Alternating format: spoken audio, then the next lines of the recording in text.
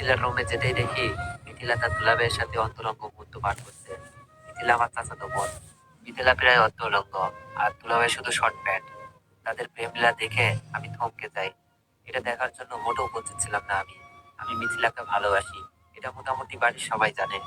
এই কারণে যে কত মার খেয়েছি তার কোনো হিসাব নাই।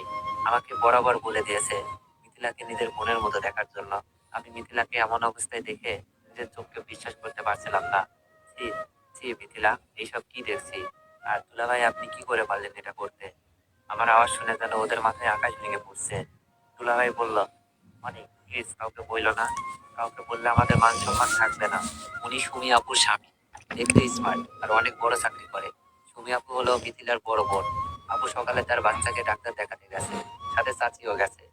চাচা নাই, মারা গেছে 3 বছর হয়। আপু ও দুই পরিবারের প্রধান। আপু ও চাচা মিলে এরকম দুইটা দুইতলা বাড়ি করে।